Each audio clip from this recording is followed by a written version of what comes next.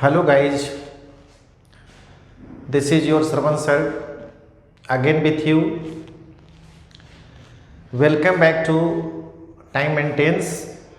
In last class we discussed about past indefinite. I made you understand about its uses. Now I am going to discuss about past continuous.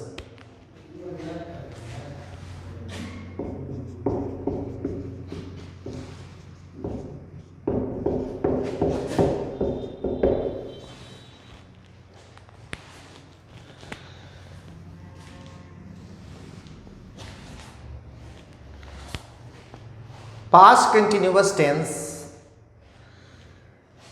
let me tell you what is it,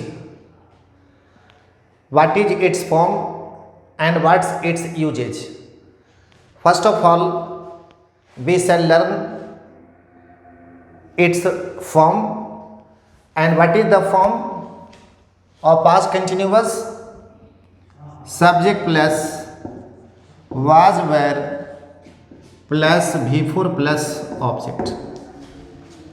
For example, he was watching television. They were playing cricket.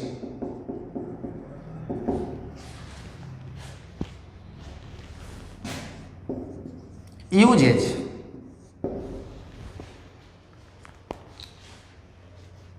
I have cited two examples. He was watching TV, they were playing cricket.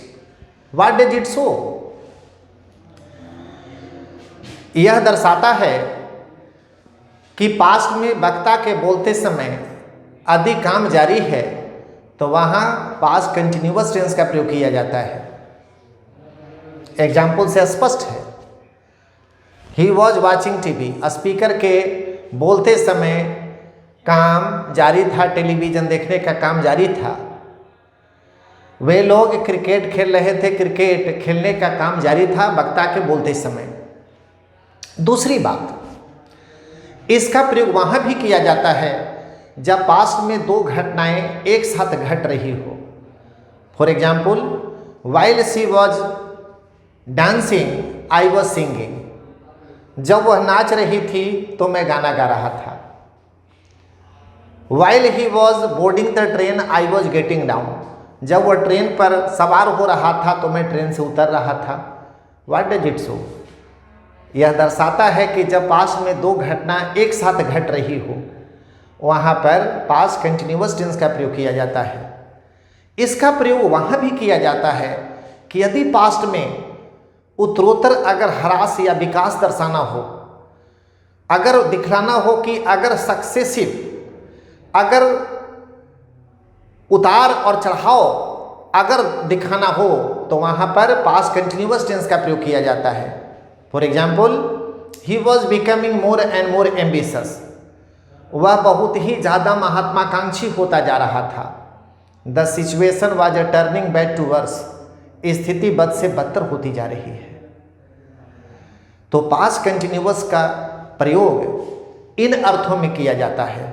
अब हमें इसे लिख लेना चाहिए और get ready to write. First, for such action which is continued,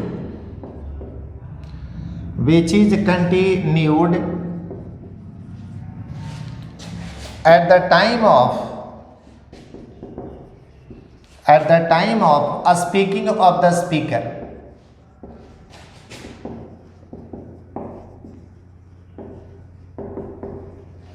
As he was talking to them, वह उन लोगों से बात कर रहा था। Ram was going somewhere, Ram कहीं जा रहा था। क्या दर्शाता है? ऐसे कार्य के लिए जो पास्ट में वक्ता के बोलते समय यदि हो रहा हो, which is continue at the time of speaking of the speaker in past, speaker in past, as he was talking to them, Ram was going somewhere. Example से क्या शो करता है? ये शो करता है वह उन लोगों से बात कर रहा था, यानी वक्ता के बोलते समय काम जारी था। Ram was going somewhere, Ram कहीं जा रहा था। Late us proceed. It is also used when two incidents take place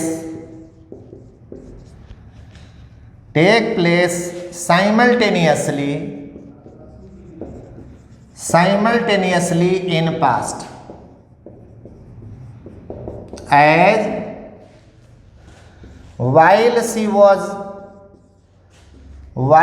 was dancing, I was singing। इसका प्रयोग ऐसे कार्य के लिए भी किया जाता है जब दो घटना पास्ट में एक साथ घटती हो। For example, while she was dancing, I was singing। जब वह नाच रही थी तो मैं गाना गा रहा था। One more example, while he was boarding the train, board मैंने सवार होना, boarding the train, I was getting down,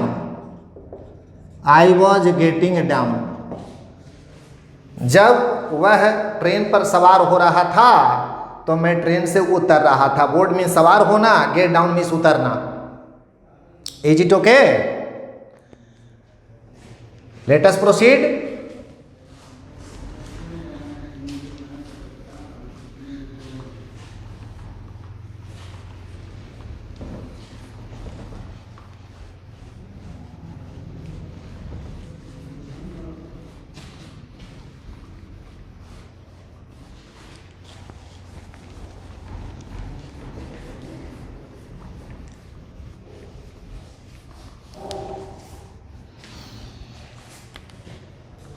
Third, it is also used to show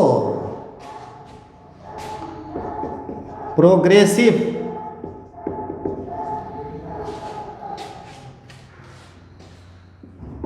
rise and fall in action, as he was becoming more and more ambitious।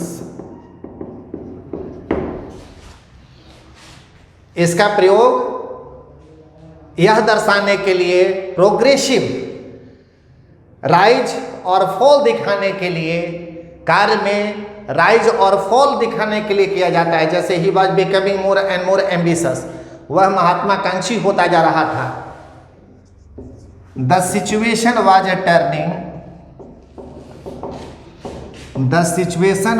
Turning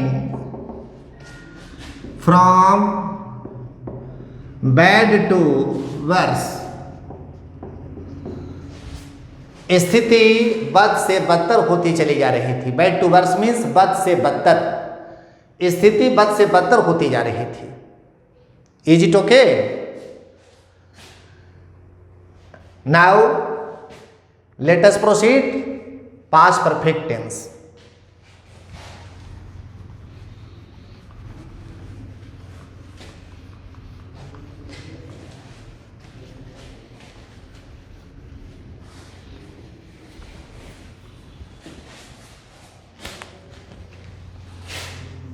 past perfect tense,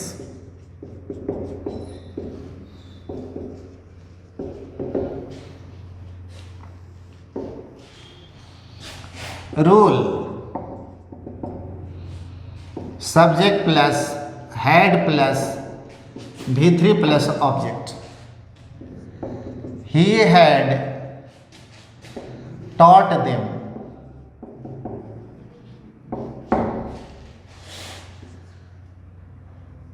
She had gone to market.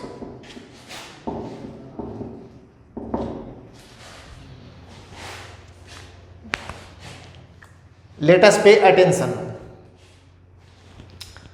What is the rule? Subject plus head plus V3 plus object. For example, he had taught them, she had gone to market. Remember, याद रखना यह है कि यह मात्र rule है, usage नहीं है। What is the uses? पहले समझ लिया जाए। तो इसका जो प्रयोग है पास्ट की एक घटना के लिए नहीं किया जाता है। पास्ट की एक घटना के लिए पास्ट इंडेफिनिट टेंस का प्रयोग किया जाता है। This is the rule of time and tense. इसका प्रयोग तब किया जाता है जब पास्ट में दो घटनाएं घटती हो।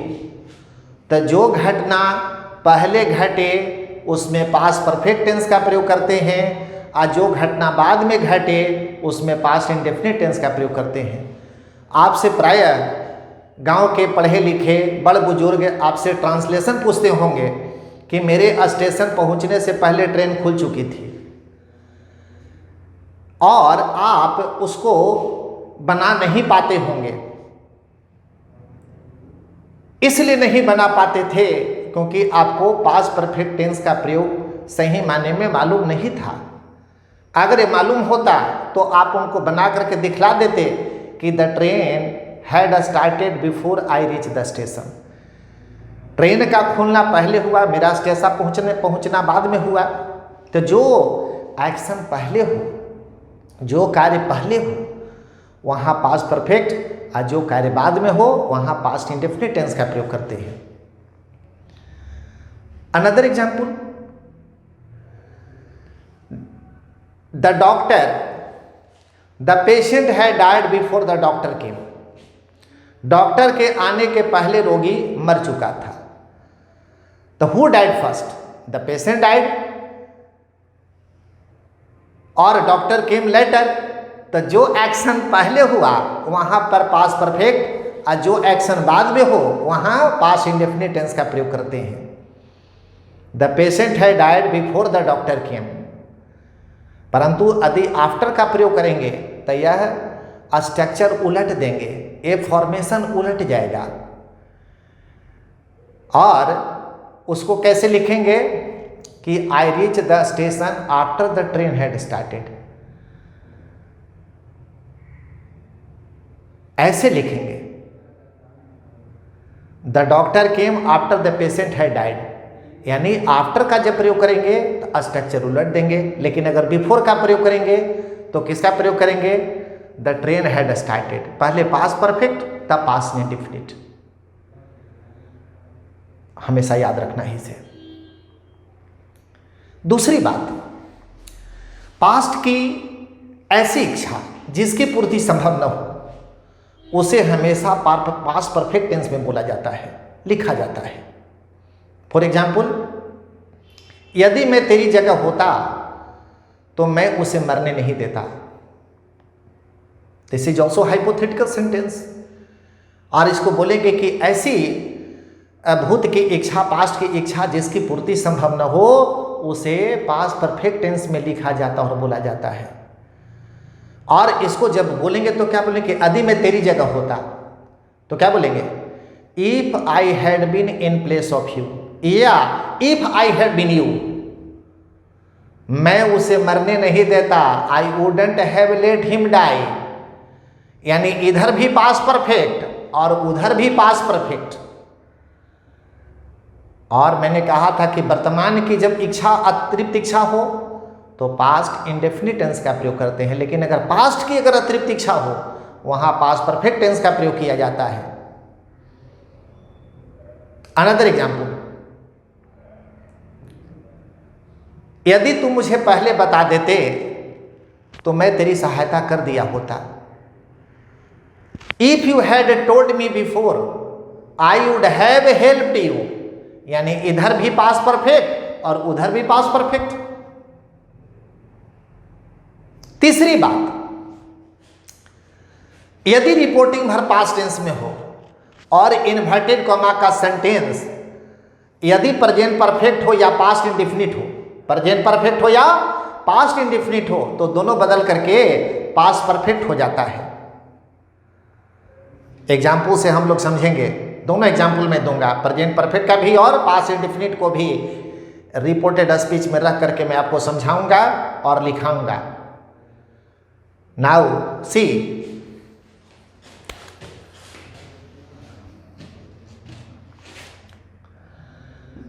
it is not used alone,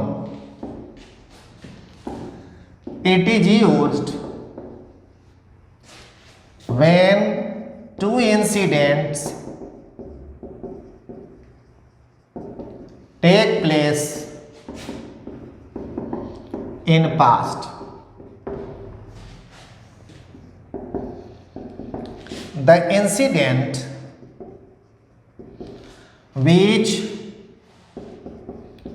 occurs first is kept within the rule of past perfect and the action which happens later is kept within the formation of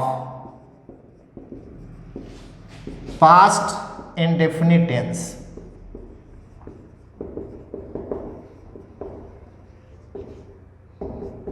As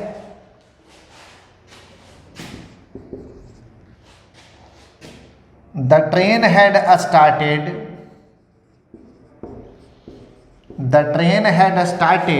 before I reached the station.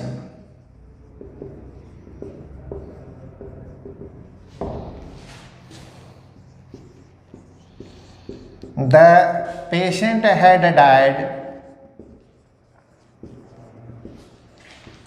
before the doctor केम। देखा गया, इसका प्रयोग अकेले नहीं किया जाता, इसका प्रयोग तब होता है जब दो घटनाएं पास्ट में घटती हो। जो घटना पहले घटती हो, अकर मीन्स घटित होना। मैंने अपने बच्चों को घटित होना के लिए इसमें 3 शब्दों को बताया है, 3 वर्ड्स को बताया है। टेक प्लेस मैंने घटित होना, आकर मिस घटित होना, हैपन मिस घटित होना, ताकि मेरे बच्चे बदल बदल का शब्द का प्रयोग कर सकें। तो इसका प्रयोग अकेले नहीं किया जाता। मैंने कहा कि अगर पास्ट की एक घटना हो तो उसके लिए क्या मैं बताया था, पास्ट इंडेफिनिट टेंस का प्रयोग किया जाता है। इसका प्रयोग तब होता है जब पास्ट में 2 घटना घटती है। वह घटना जो पहले घटे उसमें पास्ट परफेक्ट टेंस का रूल इस्तेमाल किया जाता है, और जो एक्शन बाद में घटित हो उसमें पास्ट इंडेफिनिट टेंस का फॉर्मेशन इस्तेमाल करते हैं। और यही कारण है कि इसका एग्जाम्पल क्या होता है, the train had started before I reached the station, the patient had died before the doctor came.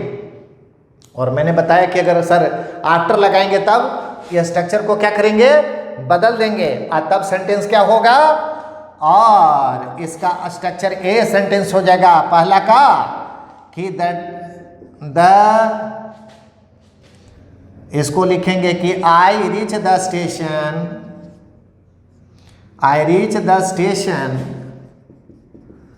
After the train had started.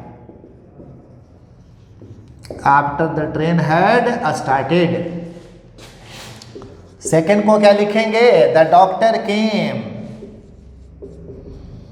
The doctor came after the patient had died, after the patient had died, इस तरह से लिखेंगे।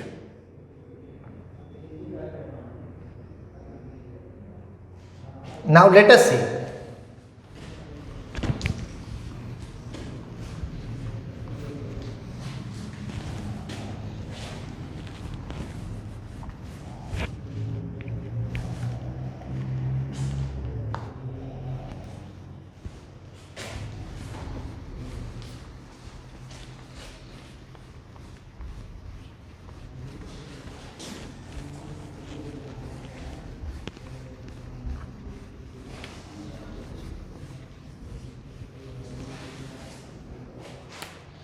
second, it is also used in the sense of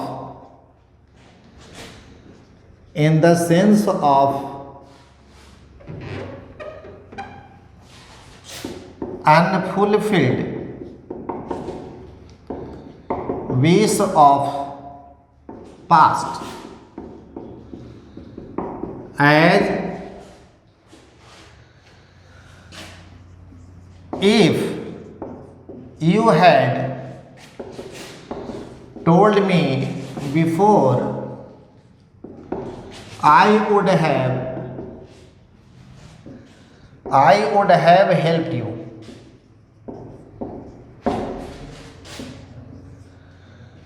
If I had been you, I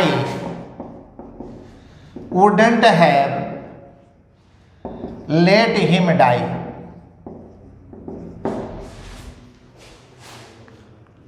ध्यान दिया जाए, इसका प्रयोग ऐसे कार्य के लिए किया जाता है कि वह पास्ट की इच्छा जिसकी पूर्ति संभव न हो, उसके लिए पास्ट परफेक्ट टेंस का प्रयोग किया जाता है। एग्जाम्पल से स्पष्ट है, if you had told me before I would have help you, यदि तुम मुझे पहले बता देते तो मैं तेरी सहायता कर दिया होता। यदि मैं तेरी जगह होता तो मैं उसे मरने नहीं देता। If I had been you, यानी यदि मैं तुम हो जाता, तेरी जगह हो जाता, तो मैं उसे मरने नहीं देता। I wouldn't have let him die. I told you also one thing, कि दोनों बैलेंस होना चाहिए, ये भी पास्ट परफेक्ट होना चाहिए और कॉमा के बाद वाला भी सेंटेंस पास्ट परफेक्ट में होना चाहिए। ये भी पास्ट परफेक्ट और वो भी पास्ट परफेक्ट, ये भी पास्ट परफेक्ट देख रहे हैं, ये भी पास्ट परफेक्ट है। इसलिए इसमें कभी भी आपको ऐसा नहीं कि हाँ इसको पास्ट परफेक्ट में रख दिया तो उसको पास्ट इंडेफिनिट में रख दें, नहीं, दोनों। हाँ, अगर वर्तमान की अतिरिक्त इच्छा है तो दोनों पास्ट इंडेफिनिट में होंगे। मैंने पास्ट इंडेफिनिट की चर्चा की थी तो मैंने उसके बारे में बताया था, इसलिए इसका ख्याल रखना है। Third, when reporting verb is in past tense and the verb of reported speech and the verbs of reported speech are in present perfect or past indefinite tense,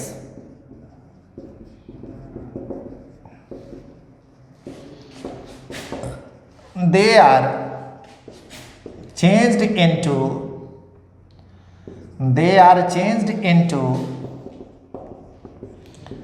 past perfect in indirect narration।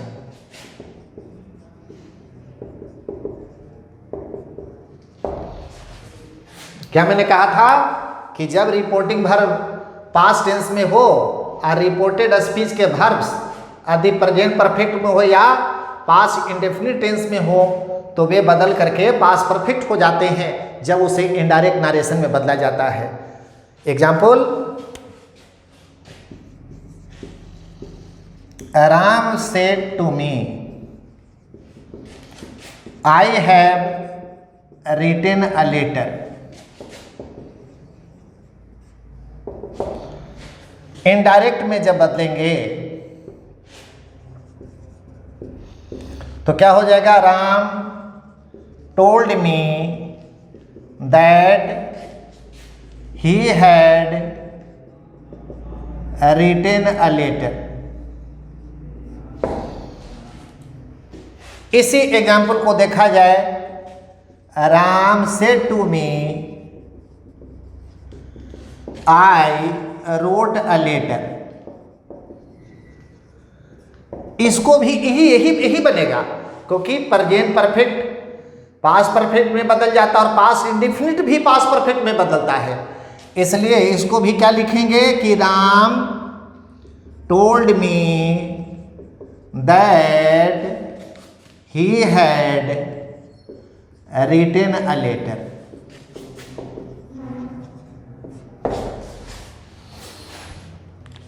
Present perfect भी past perfect, past indefinite भी past perfect हो जाता है। इसलिए कभी इसमें गलती ना होनी चाहिए। हम लोग नरेशन में इसके बारे में डिटेल चर्चा करेंगे, लेकिन अभी हमें टाइम एंड टेंस में इसकी ज़रूरत है, इसलिए इसको जान लेना अति आवश्यक है। It's very necessary. Now let us proceed. तो ये था पास्ट परफेक्ट। आप इसको नोट करते चलें, नोट करते चलना है। पहले मैं समझाता हूँ, फिर आपको लिखाता हूँ और आप कॉपी कलम रेडी रख करके लिखते भी चलिए। Now let us proceed. अब ज़्यादा past perfect continuous, future indefinite, future continuous, future perfect, अब उसमें ज़्यादा यूजेज नहीं है। सबके बारे में वो चर्चा कर लेते हैं। तो देखा जाए,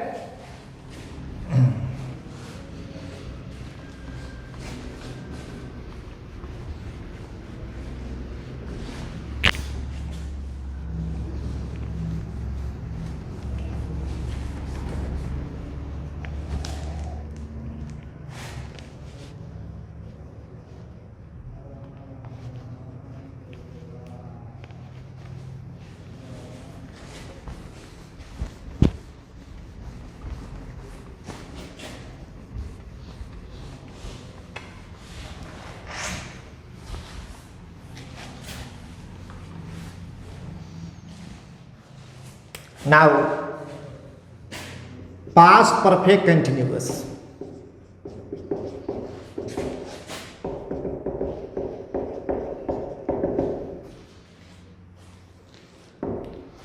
रूल,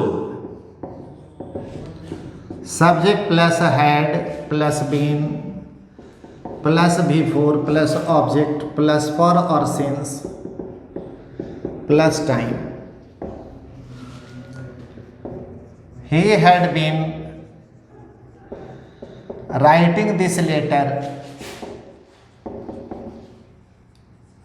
since morning.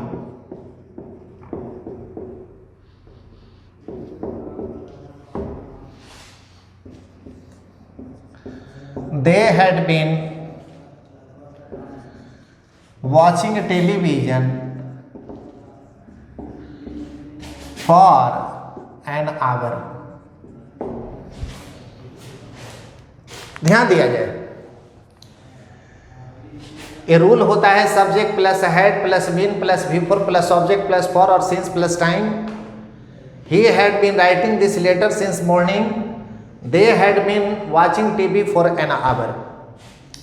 इसका प्रयोग ऐसे कार्य के लिए होता है कि यदि कोई कार्य पास्ट में शुरू हुआ और पास्ट में ही कुछ समय जारी रहने के बाद और पास्ट में ही समाप्त हो गया। इस एग्जाम्पल से क्या स्पष्ट हो रहा है कि वह सुबह से पत्र लिखता रहा था या लिख रहा था। वे लोग 1 घंटा से टेलीविजन देख रहे थे या देखते रहे थे। यानी टेलीविज़न देखने का कार्य समाप्त तो हो गया, लेकिन समाप्त शुरू कब हुआ था? पास्ट में शुरू हुआ था और पास्ट में ही खत्म हो गया।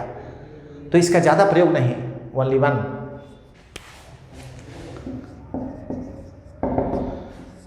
For such action which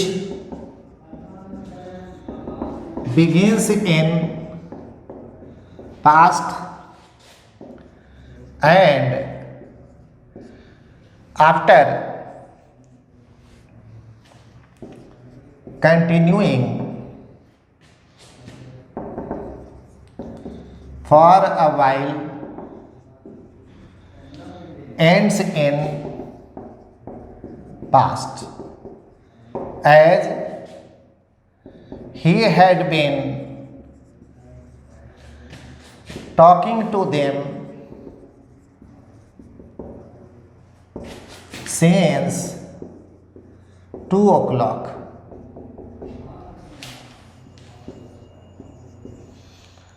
I had been teaching them for some days. देखा जाए, इसका प्रयोग ऐसे कार्य के लिए होता है जो पास्ट में कुछ समय तक जारी रहा और पास्ट में ही खत्म हो गया। एग्जाम्पल से he had been talking to them since 2 o'clock, वह 2 बजे से उन लोगों से बात करता रहा था। और I had been teaching them for some days, मैं उन लोगों को कुछ दिनों से पढ़ाता रहा था। इसका प्रयोग मात्र एक। अब हम लोग फ्यूचर टेंस के तरफ पढ़ते हैं।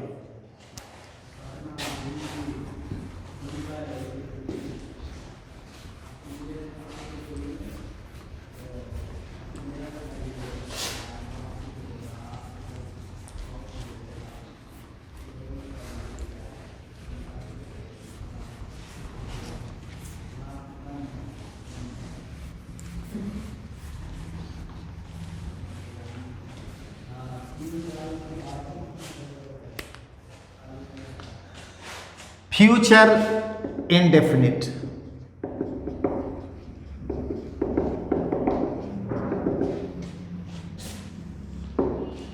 Rule subject plus shall will plus V1 plus object. He will go to college, Ram will help you.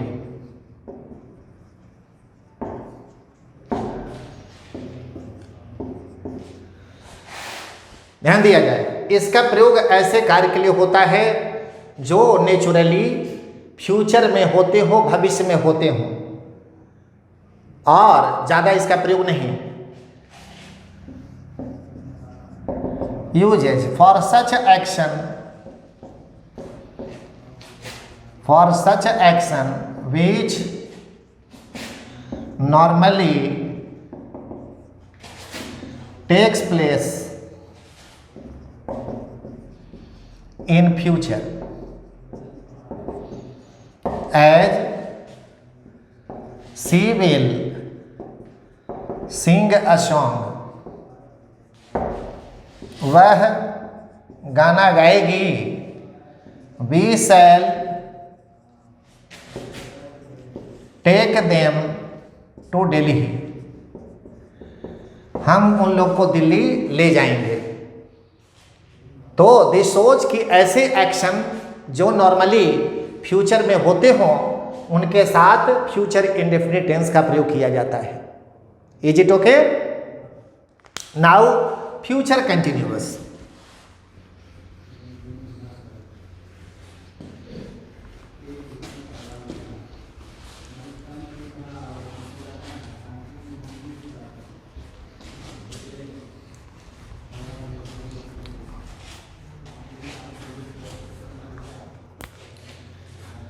Future continuous.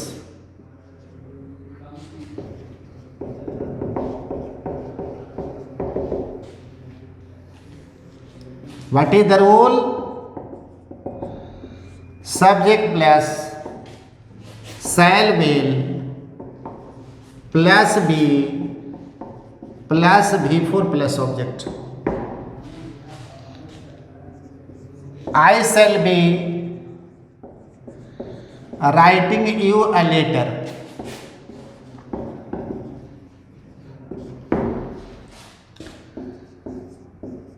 She will be teaching them. ध्यान दिया जाए, subject plus shall will plus be plus V4 plus object. I shall be writing you a letter, मैं आपको पत्र लिखता रहूँगा। She will be teaching them, वह उन लोग को पढ़ाती रहेगी। What does it show? It shows कि भविष्य के ऐसे कार्य के लिए जो भविष्य में लगातार जारी रहेंगे। For such action which continuously takes place in future, उसके साथ फ्यूचर कंटिन्यूअस टेंस का प्रयोग किया जाता है। Is it okay?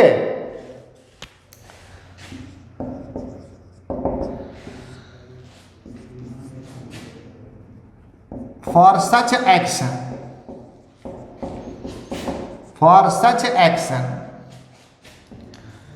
which continuously takes place in future as he will be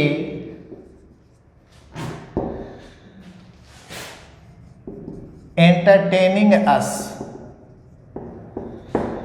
वह हमारा मनोरंजन करता रहेगा।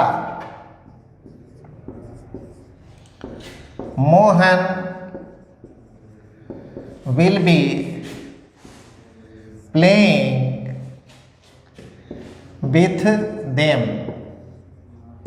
मोहन उन लोग के साथ खेलता रहेगा। यानी ऐसे कार्य के लिए जो भविष्य में लगातार होते रहेंगे उनके साथ फ्यूचर कंटिन्यूअस टेंस का प्रयोग किया जाता है। Now let us proceed. Future perfect,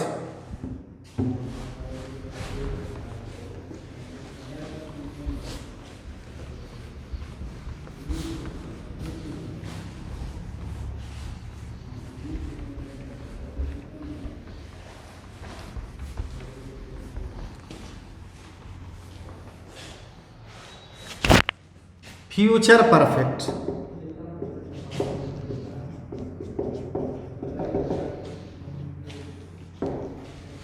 rule, subject plus shall will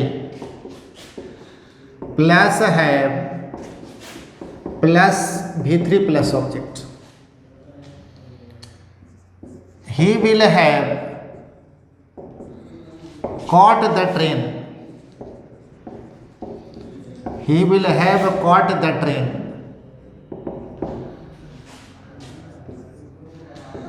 she will have written an application,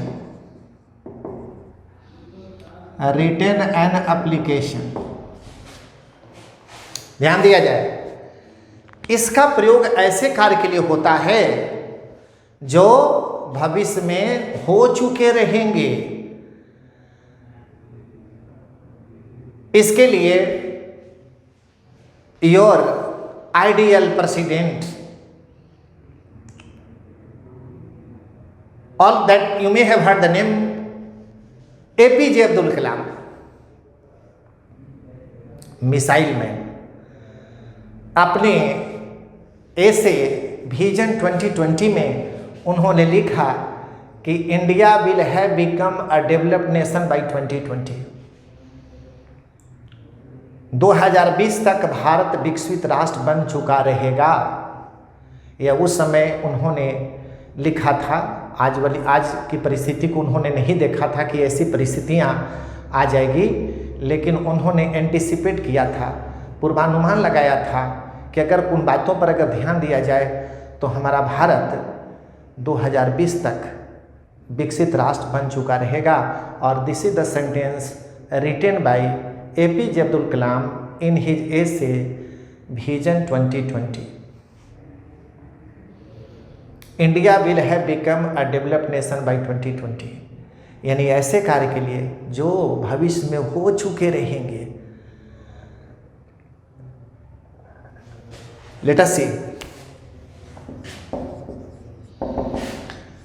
for such action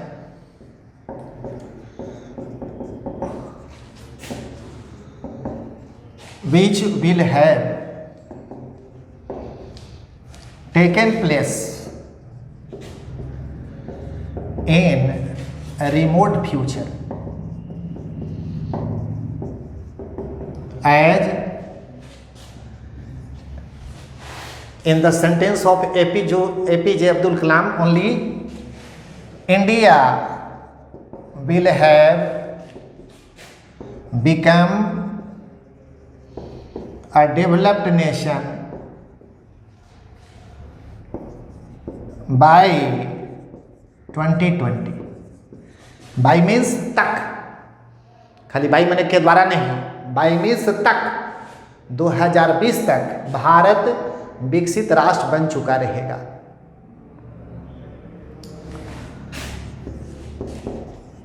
He will have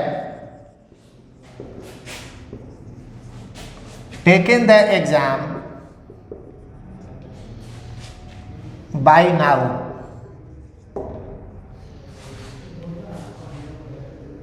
वह अब तक परीक्षा दे चुका रहेगा। He will have taken the exam by now। What does it show? It shows कि यदि भविष्य में कोई काम अगर हो चुका रहेगा, वहाँ पर हम फ्यूचर परफेक्ट टेंस का प्रयोग करते हैं। Is it okay? Now future perfect continuous.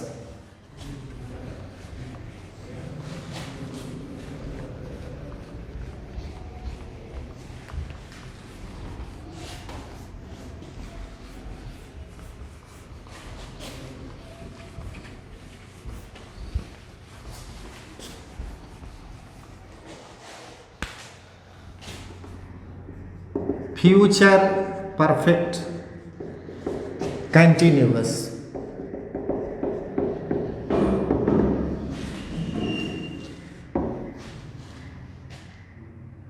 इसको ये लिख लेना है कि अब इसका इस्तेमाल नहीं किया जाता। फ्यूचर परफेक्ट कंटिन्यूअस का प्रयोग अब नहीं किया जाता है, यह ऑब्सोलेट हो गया है। Obsolete means no longer in faction, no longer in fashion.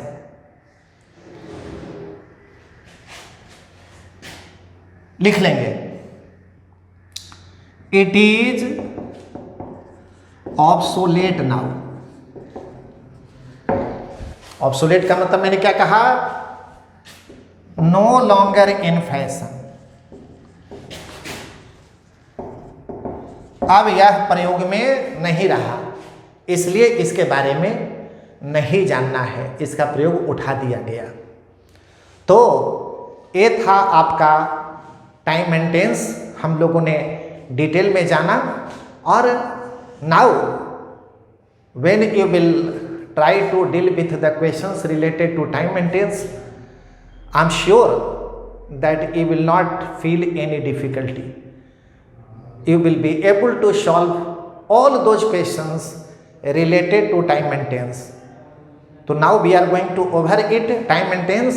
In next class we shall discuss, because the people are demanding कि sir start a spoken English, tell us something about a spoken English, because it's very necessary, and all people are at home, they will also take help from your style, and that is why on their request I have decided, I have resolved to start a spoken English. I will tell you okay all those forms in a very easiest way, and if you will allow me to continue, I will continue. So thank you. till now. Okay, we must stop here and let us meet in next class. Thank you very much.